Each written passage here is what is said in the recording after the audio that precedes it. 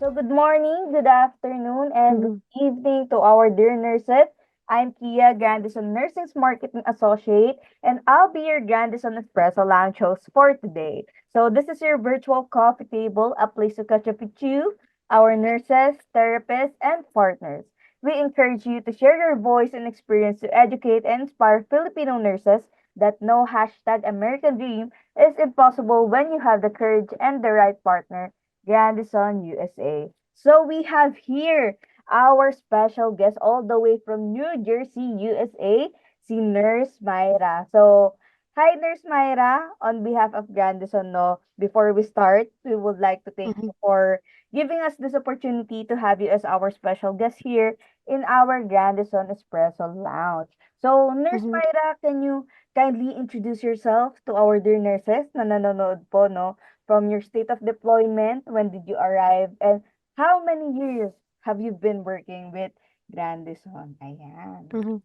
Hello, hi everybody. My name is Myra. Um, I'm currently residing at New Jersey, um, Princeton, New Jersey, in USA, and I've been working with Grandison for 1 year and a half, almost and a half. And ano pa ba sabihin ko? I'm 30 years old, and nice to meet you guys. Ayan. First na first Mhm. pa, si Ma'am Myra, no? Kakagising pala. Ayan, kakagising na ni Ma'am.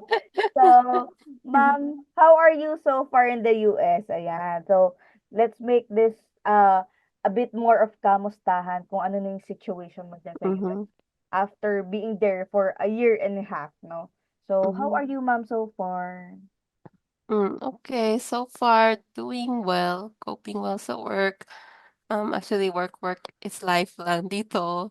Meron namang time na mag-ano, rest, gano'n, vacation.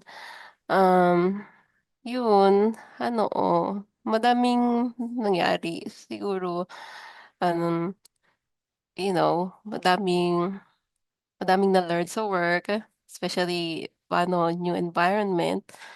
Um, Although, at first anxious ka sa work kasi madami kang hindi alam, mandami naman naghe-help sa'yo, andun man yung mga colleagues to help you. If you don't know anything, just ask, don't hesitate to ask, don't be shy, and every day is a learning opportunity.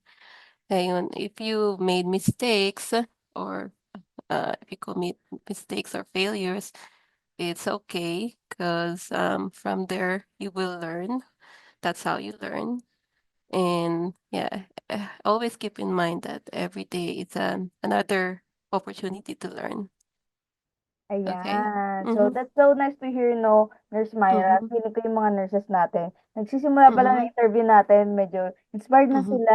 Ayan. Parang may lesson na sila agad na makukuha sa'yo, no, Nurse Uh-huh. Myra. And that's so Mm-hmm. nice to hear, no, na okay ka lang Mm-hmm. dyan and at the same time, work, work, work talaga Mm-hmm. tayo pagdating sa US, no. So, Oo. Nurse Myra, what do you think was the biggest challenge that you had during your first week or month there in the US? What did Grandison do to help you with your transition to the US, especially with the car assistant, with the Mm-hmm. apartment, with getting your SSN? So, can you tell Mm-hmm. us more about that, ma'am? Especially, you have already said na parang kailangan natin na, alam mo yun, maging tuloy-tuloy lang, maging open-minded tayo sa mga bagay-bagay. Kasi may mga Mm-hmm. tutulong din naman sa atin, no? So, what Mm-hmm. did Grandison did to help you during your transition there in the United States? Okay. First week siguro, um, at first, kasi yung Grandison nag-offer kasi ng 1 month stay sa hotel. So, first sabi nila 2 weeks gano'n. Tapos may orientation kasi yan bago mag-start yung work niyo dun sa headquarters. Tapos, well, at first I learned na hindi daw maghe-help ng maghanap ng housing yung Grandison.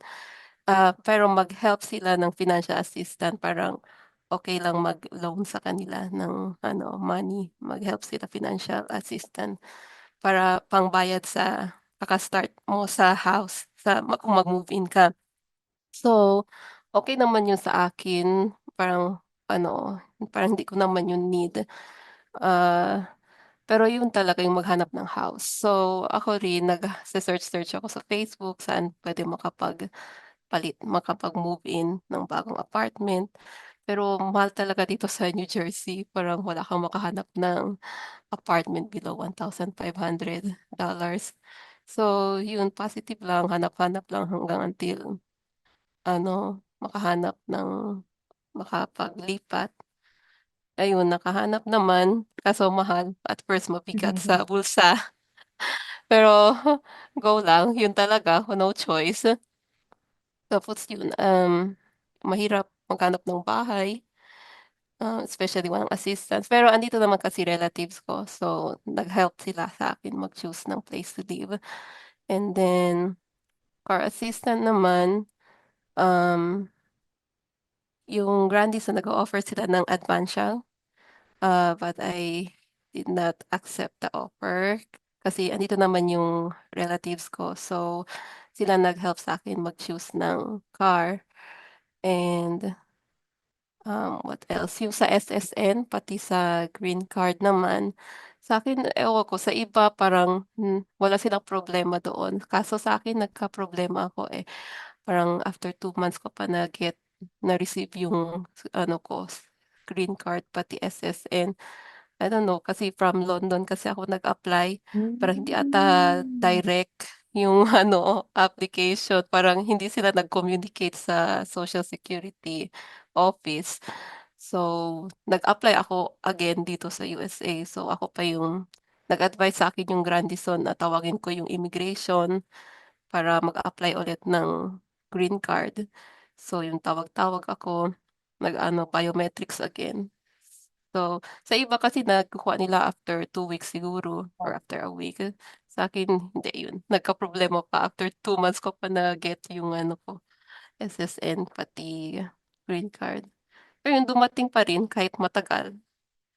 Grabe Ah, ma'am 'no, yung parang transition mo diyan oo. sa US ang dami mo talagang naging Daming challenges. problema, oo, daming Kaya problema. pala. Yung lipat bahay din parang 2 beses ako naglipat bahay kasi ano, parang dito kasi kailangan mo ng green card pati or SSN ba yun bago ka kasi iche-check nila yung ano mo credit history. Isa pa din yang credit history, kailangan nila Hmm. iche-check ng credit history mo bago ka mag-purchase ng car, pati mag-ano o move in ng bagong house.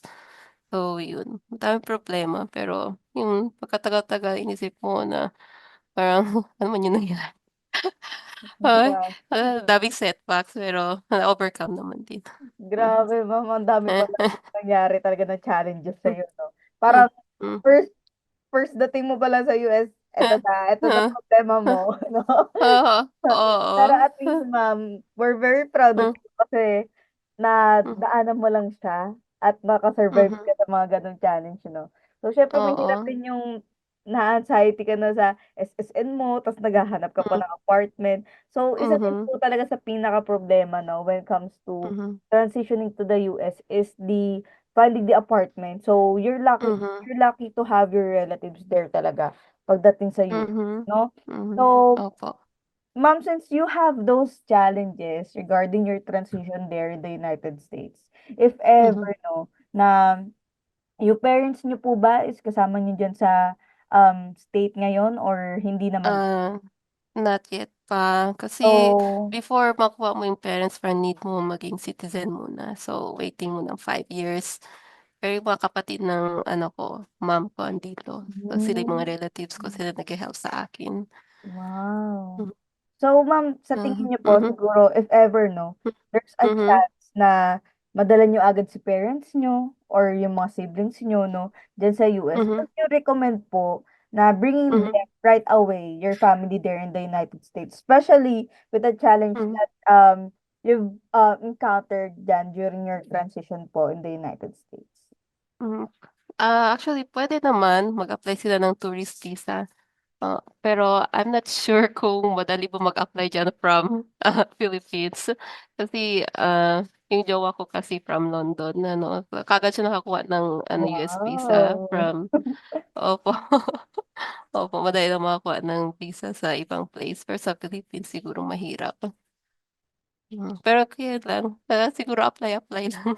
Mm. Baka ano, mabigyan kayo ng visa, ng kahit po tourist visa. Ayun lang Mhm, 'no, ma'am. So, mhm, parang ayun lang talaga yung way 'no, para makapunta yung family mhm, mo din diyan 'no. So, mhm.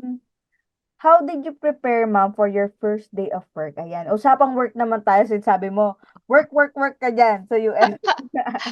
So, how did you Usapang work. prepare for your first day of work naman po ma'am sa facility natin diyan sa New Jersey? First day of work, hmm, well, at first, siyempre ano, yung kakarating sa hotel gano'n tapos sinend sa'kin ng Grandison saang place ako ma-assign. Um, Sinabi ko sa relatives ko, "Puwede i-check out muna natin yung ano, address," gano'n. Gusto ko makita saan ako pupunta para bukas, for example, bukas yung start day ko, hindi ako mawala, hindi ako ma-late sa trabaho. Oo, tapos yun nag-ano, kinuha ko sa hotel, nag-drive kami gano'n, papunta sa workplace. Eh, malapit lang, siguro mga 6 minutes lang from the hotel yung ano, yung workplace ko. Tapos ano, yun nag-drive kami tapos hahanap, parang, oh, malapit lang pala, gano'n. Tapos yun ang araw ko ng gising para mag-work. Pero siguro ang work ko 7 AM tapos nagising ako mga Hmm, 4 AM ng umaga.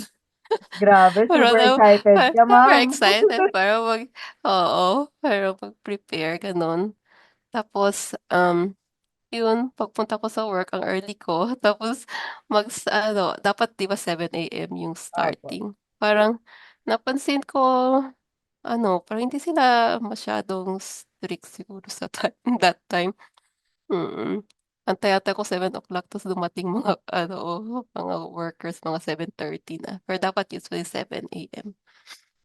Siguro yun, siguro ano parang nasa ano ba, nasa body ko na yung dapat early pumunta sa work kasi nag-work kasi ako sa ibang country which is sa Japan. Medyo strict Yes. sila sa time, Oh. 7 is 7.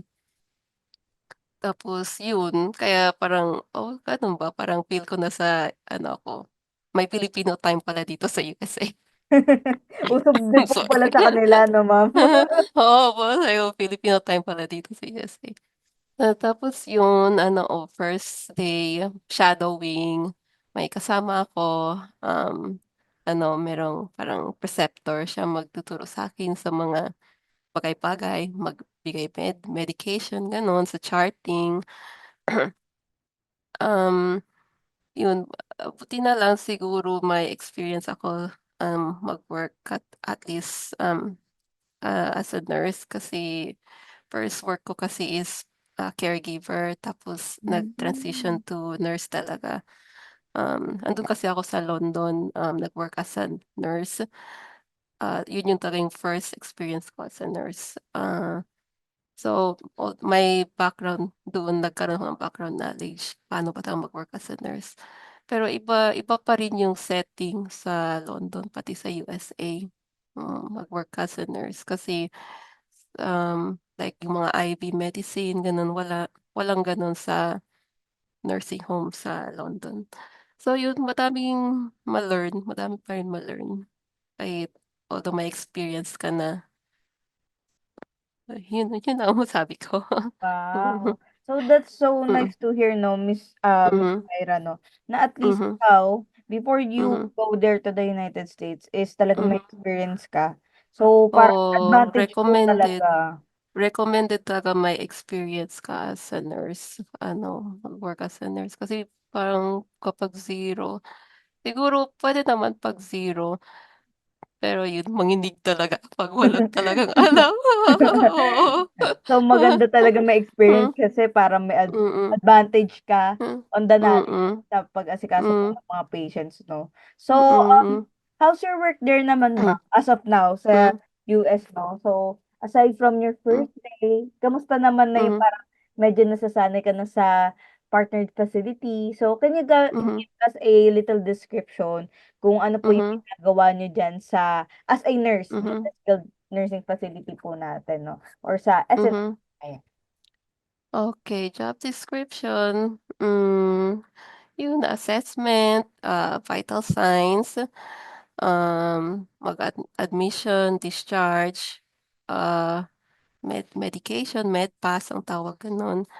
Tapos wound care, mostly wound care, um, what else? Yung sa mga wounds madami kasing types ng wounds gano'n. Ite-train kayo ganyan sa workplace niyo kung paano niyo i-ano pa, i-handle mga wound cases, different kinds of wound cases. So, okey lang 'yan, chill lang kayo kasi ituturo lang naman 'yan. And Ayun. then, sa mga IV meds naman, yun dapat siguro kapag diyan para sa Philippines, mag-learn kayo paano mag-ano, 'yan IV insertion. Although hindi naman masyadong required dito kasi 'pag hindi na-ano, ano ba 'yan, hindi na-shoot sa vein, so parang tatawag lang ng, IV national or yung some, professional na expert na gagawa nun. So, carry pills lang naman. Ano ba? Then charting, may mga charting system dito sa USA. Meron silang mga application na software ginagamit. So, ituturo lang din 'yan, ituturo lang din sa inyo. What else? Yung mga incident reports, accident reports, mga gano'n. Paano magsulat, tuturuan lang din. Hmm, what else? Ano pa ba? Almost nasabi ko na ata lahat. Ayun. Parang So, gano'n ata, thank you so much, mhm. Nurse Myron. So, at least alam So, ng mga so meron pa carry out doctor's orders, yun dapat ayan. pa-pick up niyo yun, mga gano'n.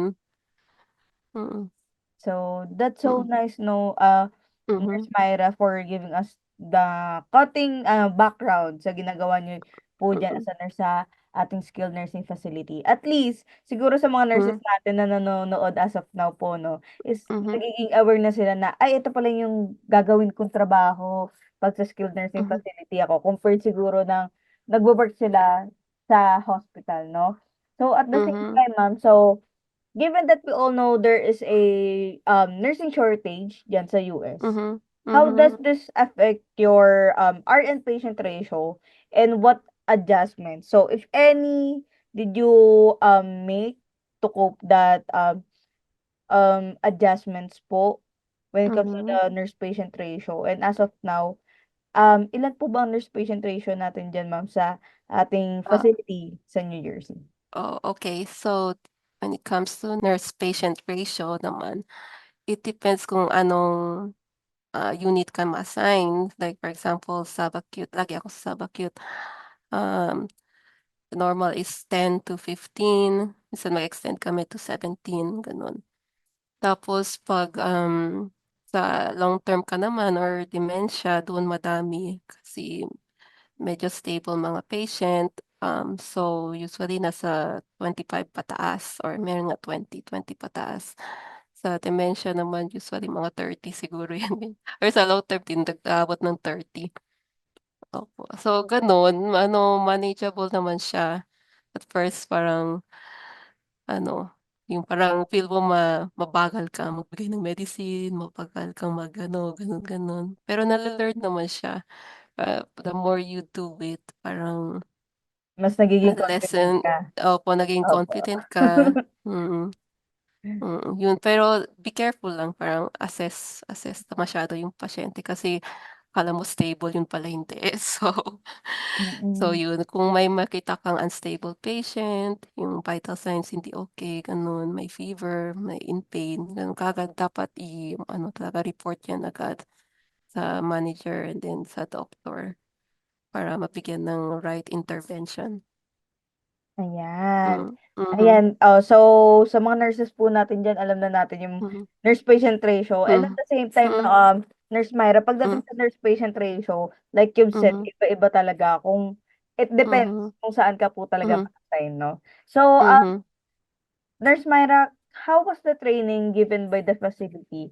Like parang talaga Mhm, bang nagamit niyo siya during mhm, your work there in the facility at the same time na-enjoy niyo po ba yung training na inano sa inyo po mhm. ng facility? Okey naman yung training, madaming na-learn, for example, like me, although may experience ako as a nurse, binigyan ako ng 3 weeks training, I guess, 3 weeks training. Some facility narinig ko parang 2 weeks training. Siguro depends, gaano ka-confident ka, tingnan nila, i-assess nila kung meron ka bang background experience, gano'n. So, titingin nila yun, they will look your history. So, sa'kin 3 weeks sa'kin binigay before ako mag-isa. Well, actually yung parang mga first 2 days ko parang mag-isa na ako. Kasi ano, akala nila parang, uy, confident na siya gano'n. Tapos ano, dun lang sila sa side ko kung may tanong ako kung may mga questions ako magtanong-tanong ako gano'n. So yun, parang first 2 days ko lang ata, first 2 days may kasama ako tapos pang third day ko ako na mag-isa, bibigyan ako ng medicine tapos yung preceptor ko tatanong ako sa kanya kung may hindi ako alam, parang gano'n. Yung sa admission ite-train ka din paano mag-admit ng pasyente, tapos tatawag ka sa doktor, gano'n, assess mo, head to toe assessment, tingnan mo kung may mga wounds, gano'n. Parang, mga basic things. Tapos paano, sinong doktor, paano mo malaman sino yung doktor assigned sa pasyente. Kasi minsan magkamali ka, akala mo yun yung doktor, pero mali pala. So, minsan naiinis minsan mga doktor gano'n, parang maling doktor yung natawagan mo. So, Hmm. oo. So, yun, um, oh, yeah, sabi ko nga yun about sa wounds din, may training din sila, um, like yung may mga machines for the wound like wound vacuum, ituturuan ka naman din paano mag-apply ng mga gano'ng equipment, merong mga oxygen therapy for wound, parang madami talagang types. So, ite-train ka lang din paano paano siya i-apply sa pasyente, mga Ayan. gano'n. So, Mhm, mostly po ng training talaga natin, Ma'am, hmm, 'no, is talagang magagamit hmm, natin siya and talagang mhm, aanin tayo ng facility kung gaano na hmm, tayo ka-confident sa pag-handle ng patient. So, mhm, nakakatuwa, Ma'am, kasi ikaw mhm, 3 weeks ka lang mhm, on the training, ibig sabihin hmm, gano'n nakatuwa mhm, na sa'yo yung facility to handle your patient, 'no? hmm.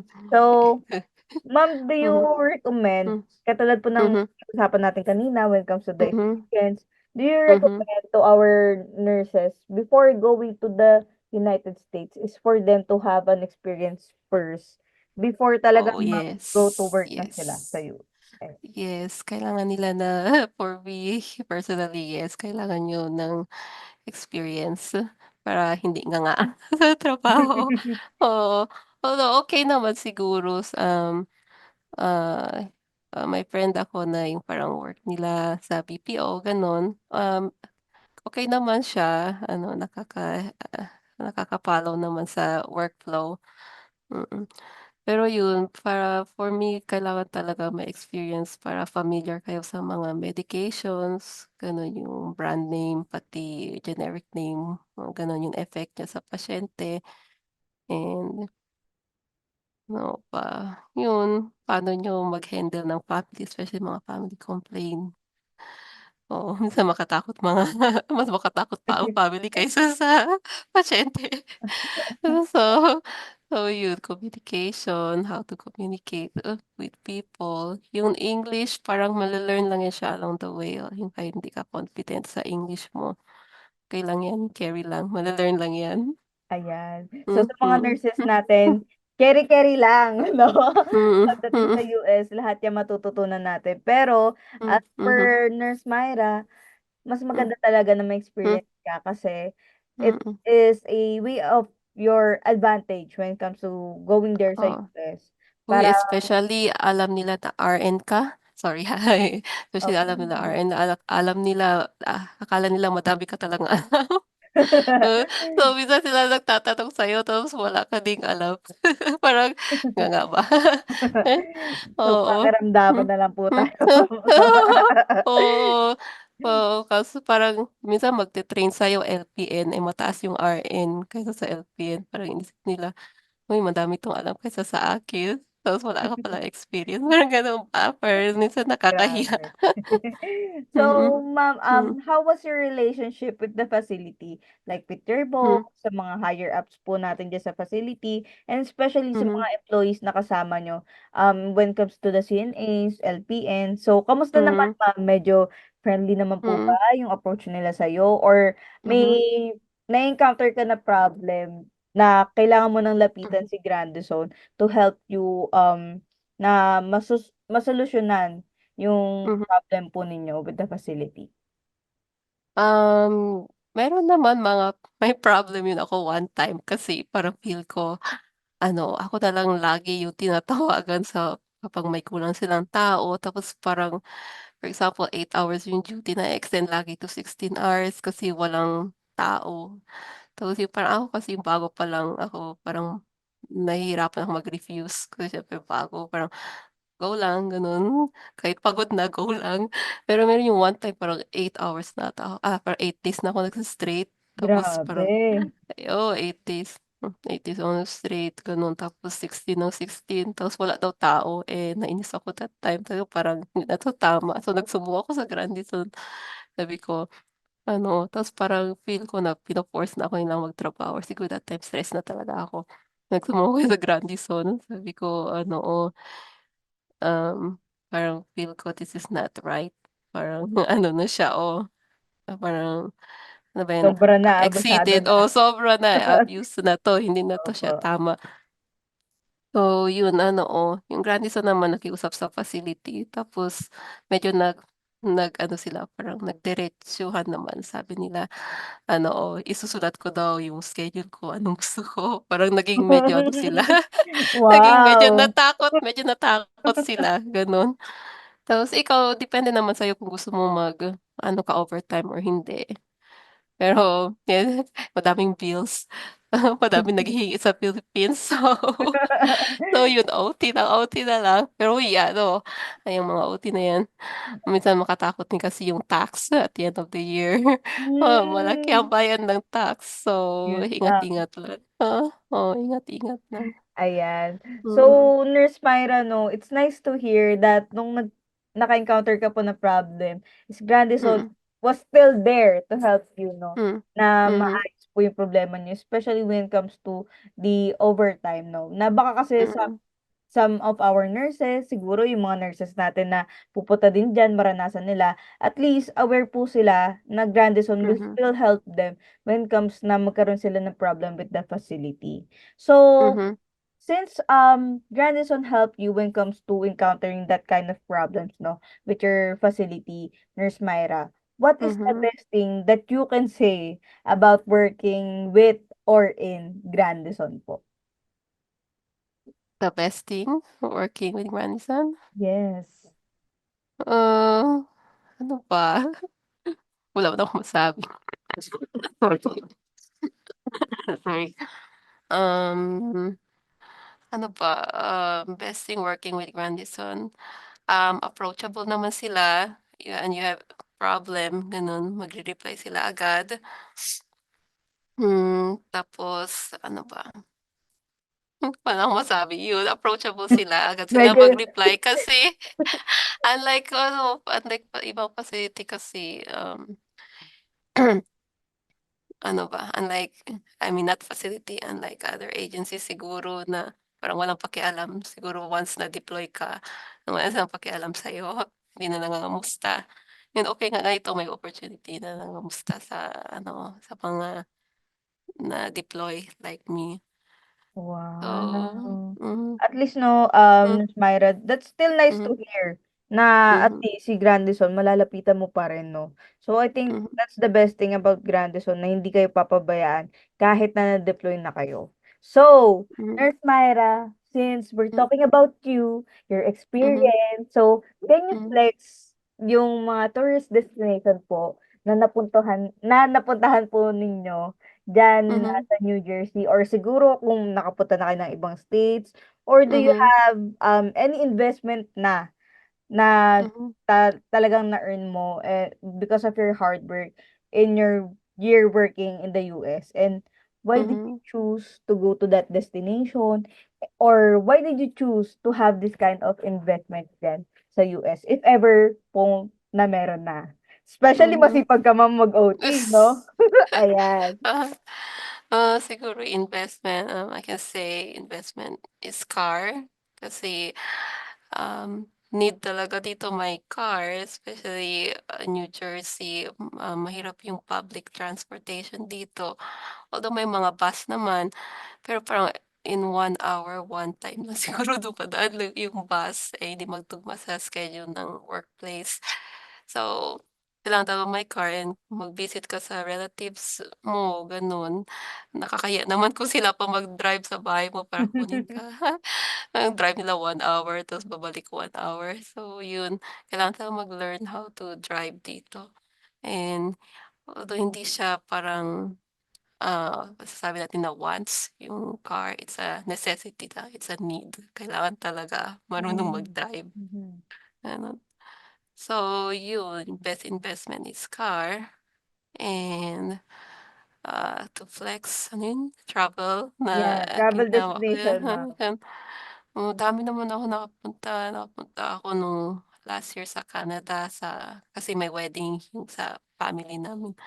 So Hmm. yun, siguro Canada or nakapunta din pala sa Disney World dun Wow! sa Florida kasi mahilig ako sa Disney. So, Wow! ganda ng Disney World, madaming, 4 theme parks. So, yun. Next siguro gusto ko pumunta sa California kasi may Disney din sila doon. Opo, ma'am. So, I Ah, think may oo, mga new updates din si mag-Disney Disney. princess muna tayo, Disney Ayan. princess. Disney Princess ang atake Oo. ni Nurse Myra, 'no? Oo. So, Hmm, nakakatuwa naman, ma'am. So, parang mm, childhood dream hmm, makapunta talaga ng Disneyland oo, pagdating sa US, ah, 'no? opo.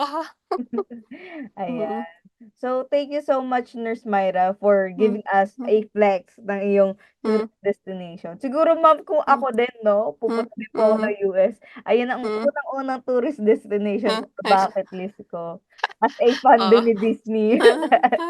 Ayan. Opo. So, Hmm, ma'am, hmm, can I ask, since hmm, we're talking about Grandison, we're talking about your mhm, experience with Grandison. If ever, mhm, no, you have your friends na nurse din mhm, na gusto pumunta ng mhm, US, would you hmm, recommend them Grandison? And can you tell us mhm, why na mhm. bakit nyo mare-recommend si Grandison to your RN friends? Ayan. I recommend Granison because, number one, fast sila mag-reply. Fast din yung service nila, kasi yung personally sa akin parang nag-apply ako then after siguro 2 weeks ata kaagad na akong may PD. Nakaka-shock naman kasi, actually yung jowa ko is nag-a-apply siya pero hindi siya under Grandison. Parang siguro last year pa ata siya nag-a-apply until now wala pa siyang PD. So yun, sabi ko, "Sana sa Grandison ka na lang nag-apply." So so yun, maganda sa Grandison kasi mabilis siya mag-apply, mabilis yung proseso and mabilis silang follow up. Yun, pati approachable sila and friendly. Mhm, Ayun. So, that's mhm, nice to hear, Nurse Myra, na kaya mhm, niyo pong ma-recommend si Grandison, 'no, sa mga hmm, friends mo. Especially mhm. siguro sa jowa mo, 'no? So, Nurse Myra, what advice can you give sa nurses natin na pupunta diyan sa US? And at the same time, message to our nurses na nasa pipeline Hmm, na po, na mhm, naapektuhan ng retrogression, 'no? So, sila kasi mhm. yung mga parang masakit sa puso Eh, talaga yung ano, update nung oo, visa bulletin po, 'no. So, let's mhm, give them a quick message lang po, 'no, or message mhm, na masasabi niyo po sa kanila para stay still, konting kapit lang, on the way mhm, din tayo mhm. sa US, 'no? Ayan. Yun, antay-antay lang. Sorry, ano ba yung ubo ko tumatawa talaga. Sabi ko antay-antay lang kasi nothing is permanent. Yeah, everything is temporary. So, yung visa bulletin bukas din yan. Ganyan. Sabi nga ni Bini, buhay ay di karera, Chars. So, while waiting diyan sa Philippines or kung saan man kayo, um, ano ba, yun, while waiting, get that experience, learn paano ba talaga maging nurse, get more hone your skills to be a nurse, and enjoy your time diyan sa Philippines while you are still there kasi andiyan yung family niyo. Kasi 'pag dito kayo sa US, lonely naman kasi kayo lang mag-isa, work lang tapos paminsan na lang kayo makapag-communicate sa family. So yun, everything is in God's plan. Kung may delay man 'yan, God's plan pa rin 'yan kasi mayroon kayong opportunity to be with your family, kami dito, malayo. So, 'wag lang madismaya, okey? Darating din 'yan, para sa Ayan. inyo 'yan. Mhm, mhm. Ayan. So, makinig po kayo kay Nurse Myra, Hmm, 'no? In mhm, God's plan, God's right mhm, time, 'no, lahat po tayo mhm, makakapunta ng US. Sana ako rin. ikaw din, apply I na. i oo, sabi ni ano, Nurse Myra, mag-apply na kayo. Oh, ayan. So, ini-invite na rin po kayo ni Nurse Myra. So, thank you so Mhm, much, Nurse Myra, 'no. So, mhm, I will be ending na po hmm, our interview, mhm, but of course, maggagawa lang mhm, po ako ng closing, 'no, sa ating mga mhm, nurses po, 'no. So, again, mhm, so thank you so much, Nurse Myra, for having you here as our guest in our Gratitude Espresso Lounge. So, to our hmm, nurses out there, no? So again, I'm Kia. I'm Grandison Nursing's Marketing Associate, and I'll be your Grandison Espresso Lounge host sa mga susunod at susunod pa. Ayan. So again, this mhm, is your virtual coffee table, a place to catch up with you, our nurses, mhm, therapists, and partners. So we encourage you to share your voice and experience to educate, inspire Filipino nurses that no hashtag American Dream is impossible when you have the courage and the right partner. Grandison USA. So thank you to our mhm. nurses and see you on our next Grandison Espresso Lounge.